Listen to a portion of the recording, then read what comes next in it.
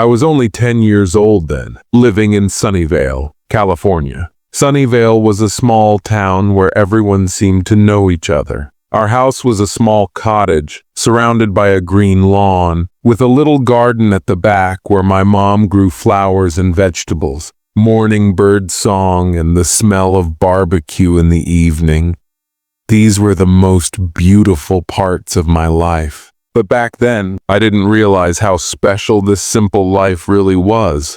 One morning, I returned home from school. My school was Westview Elementary, where we all sat together during lunchtime, sharing stories. That day after lunch, a few of us were sitting at the playground. My friends Jake, Mike, and Sarah started complaining about their families. Jake said, "Dude, my parents are super strict. All they want is homework all day. No fun at all. Last weekend I wanted to go for a bike ride, but they said, no, do your math practice first. I'm exhausted." His voice sounded like he was the most miserable kid in the world. Then Mike joined in, his eyes filled with anger. "And my brother? He takes all my toys. Yesterday he even broke my new Lego set." When I told my mom, she said, "You both should share." "Share? He takes my things, and when I complain, Mom takes his side." I feel like no one in my family understands me.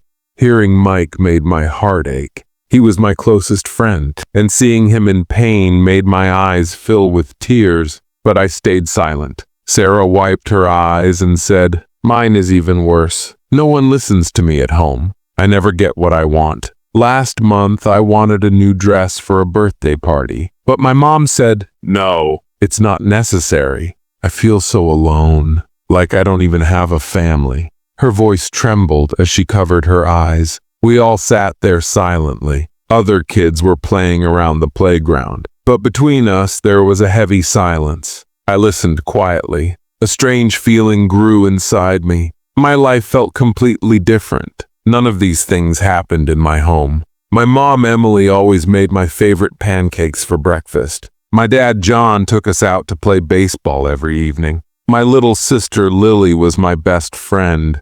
We watched TV and played games together. Why was my family so good? Why were we always happy? Tears filled my eyes, feeling sad for my friends. But I said nothing. I just silently thanked my family. The school bell rang, and I started walking home, riding my bike. I thought about telling my parents everything that evening. When I got home, I went to my room. It was small but cozy. Posters on the walls and my favorite teddy bear on the bed. I dropped my bag and looked out the window. In the backyard, my mom was taking care of the flowers, wearing gloves and friends.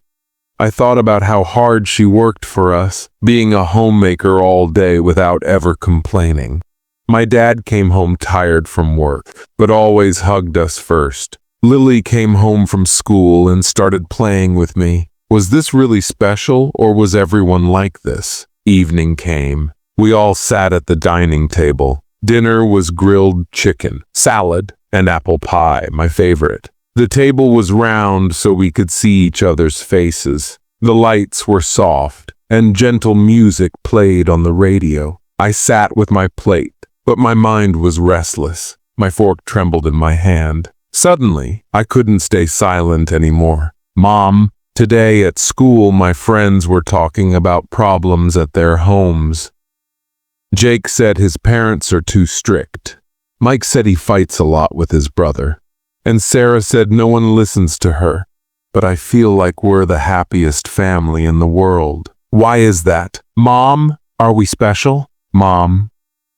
Emily looked at me and smiled softly, her eyes full of love. Holding my hand, she said, "Honey, happiness is not an accident. It's something we create. We don't just live together, we try to understand each other. When you come home from school, I prepare your favorite snacks. Your dad comes home tired from work, but never forgets to share stories with you. And Lily, she's your shadow, always by your side. The way we talk, spend time, forgive mistakes. These small things turn this house into heaven." Her words calmed me, but I wanted to know more. Dad John placed his hand on my shoulder. His voice grew emotional. Alex, life is not always easy. When I was your age, my family went through hard times. My dad, your grandpa, got seriously ill. He worked in a factory, and one day there was an accident. The doctor said his leg was badly injured and he might never walk again. We all struggled together to help him. Mom worked all day, and my sister and I helped after school, cooking, cleaning, everything. That's when I learned that family doesn't just mean laughing together, but crying and fighting together too. He paused, his eyes shining with tears. One night, while Grandpa was in the hospital, we sat at home crying. Mom said, "If we break down now, who will give him strength?"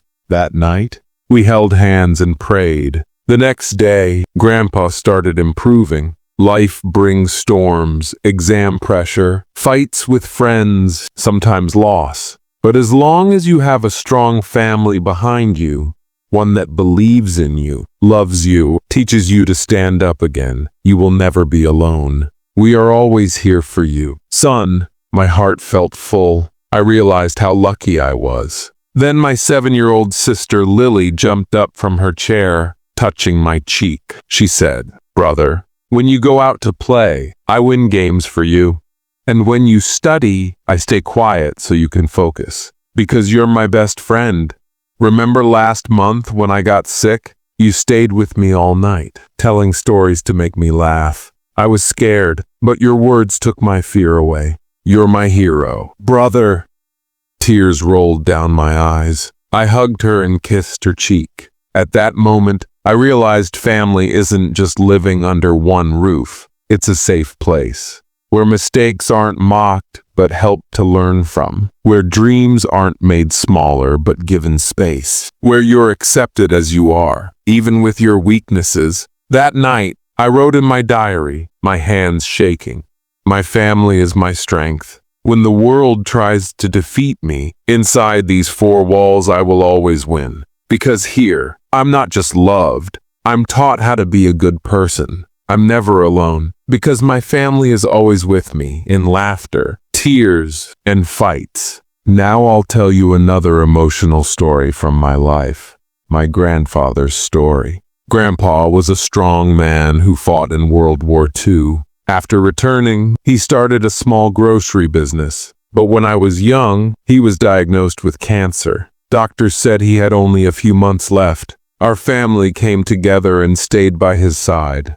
Grandpa lay in bed with a smile, saying, "Kids, life is short, but love is forever." One day, when he was very weak, I went to his room. Holding my hand, he said, "Alex, promise me you'll always cherish your family. When I was at war, thinking about your grandma and the kids kept me alive." I started crying, but he said, "Don't cry. Celebrate the time we had."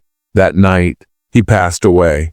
We cried together, but that pain brought us closer. At his funeral, we shared his stories, laughing and crying. That taught me that death is part of life, but love never dies. Life brings storms and pain, but the one with a loving family never truly loses. They don't just stay with him.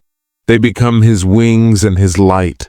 Every day, spend some time with your family. Talk, laugh, cry, share your heart. If a mistake happens, apologize quickly. Forgiveness brings peace. Respect your family's dreams and invite them into yours. When you're in pain, tell your family they are your biggest support. Remember, life without family is incomplete. Love them, care for them. They are your real treasure. Family is the foundation of life. Love is not just words, it's actions, hugs, listening, support. Pain and loss make us stronger when shared with family. Happiness is created, not found. It starts at home. Never take your family for granted. Tell them, "I love you" every day. Your family is your strength. Hug them today. Tell them, "You are my everything." Because real happiness starts with family.